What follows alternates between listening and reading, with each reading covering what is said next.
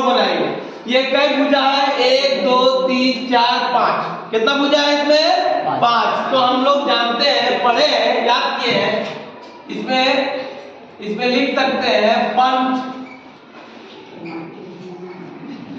भुज के अंता कोणों का योग बराबर 550।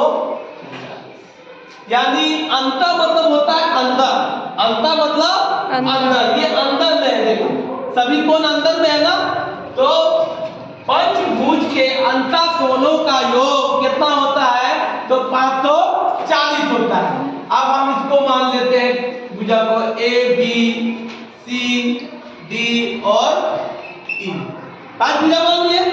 अब हम इसको लिख सकते हैं कोण ए प्लस कोण बी प्लस कोण सी प्लस कोण डी प्लस कोण ई बराबर 540।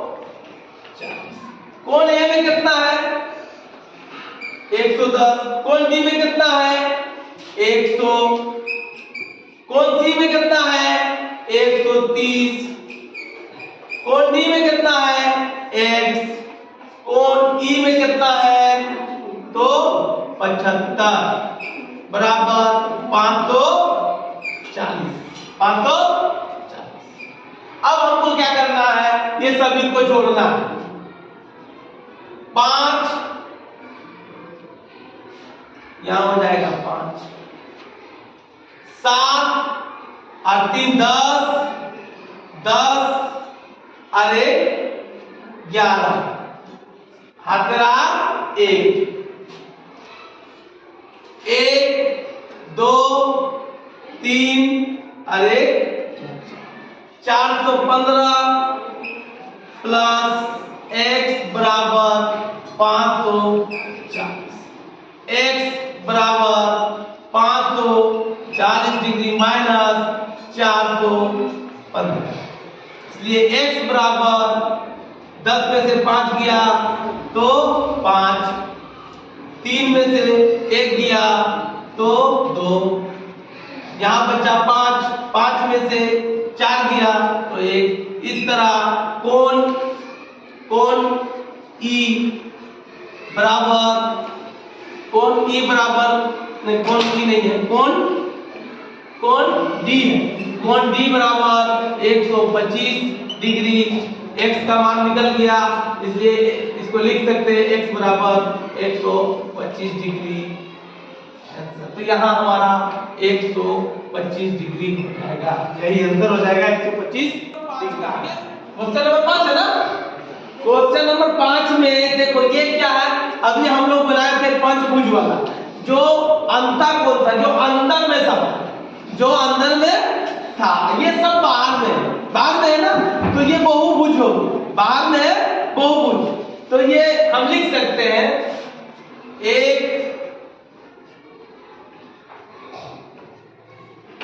बहुभुज के बाह्य कोणों का योग 360 डिग्री। जब भी बाह्य कोणों का बात होता है वो 360 डिग्री होता है, ठीक है। तो ये बाहर का कोण है। अब हम सबको मानना शुरू करते हैं, A B C D E F, मान ली, अपने से मान ली। अब मानते हैं तो सबको सजाते हैं, कोण ए प्लस कोण डी प्लस कोण सी प्लस कोण डी प्लस कोण ई, यही है ना। ई प्लस कोण एफ बराबर 360 डिग्री, क्योंकि बहुभुज है, इसकी बहुत सारी भुजाएं हैं। तो कितना हो गया?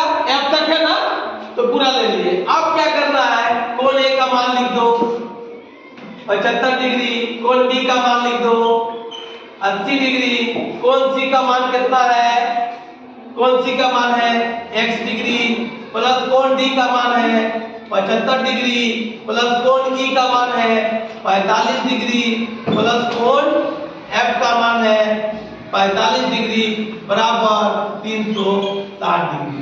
अब हम लोग जोड़ना शुरू करते हैं, पूरे को जोड़ेंगे।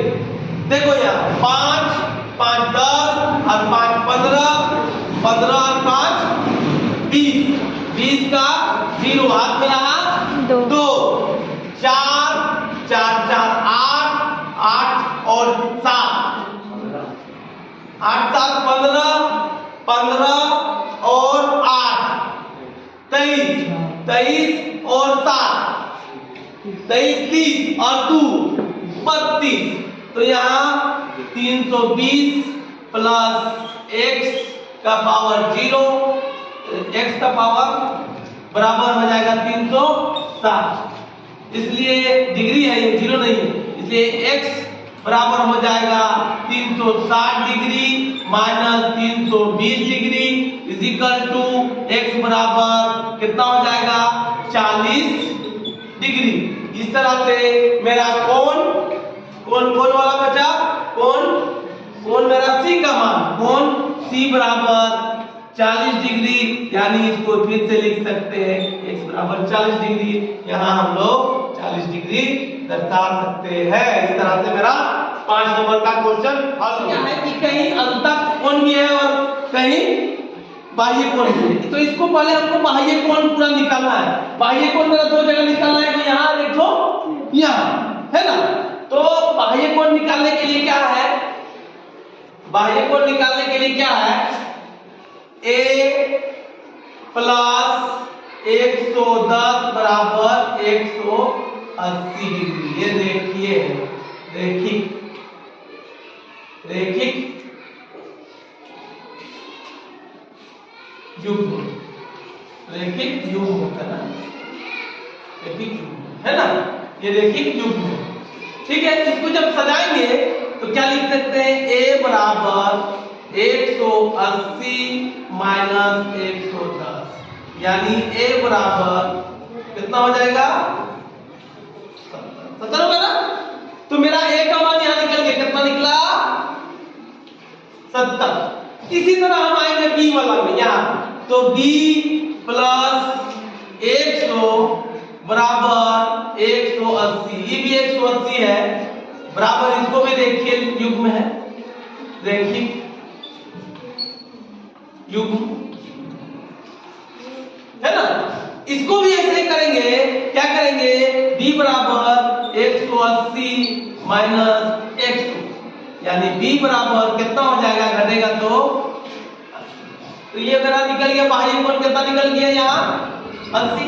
अब मेरा सब बाह्य कोण निकल गया ना, निकल गया कि नहीं, निकल गया। अब हम बनाना शुरू करेंगे, तो यहाँ लिखेंगे एक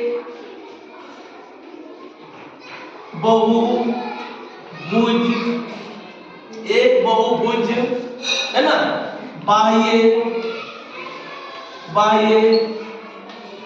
कोणों का योग 360। तो इसमें भी मानेंगे a b c d e, है ना। तो यह लिखेंगे कोण a प्लस कोण b प्लस कोण c प्लस कोण d प्लस कोण e बराबर 360 डिग्री। कोण a का मान कितना है 70, प्लस कोण d का मान कितना है 75, कोण c का मान कितना है 80, कोण d का मान कितना है x, है ना, और कोण e का मान कितना है 75 बराबर लिख देंगे 360 डिग्री। अब जोड़ना शुरू करते हैं, 5 ये जोड़ेंगे, 5 5 10 का 0 हाथ में रहा 1 7 और 8 15 15 और 7 22 22 और 7 22 और 29 7 29। ठीक है, तो यहाँ 29 और 1 30 बराबर x बराबर 360 डिग्री। इसलिए x बराबर 360 डिग्री माइनस 300, ये x बराबर 60 डिग्री। इस तरह से मेरा आंसर हो गया, ये यहां निकलेगा 60 डिग्री। क्या निकलेगा?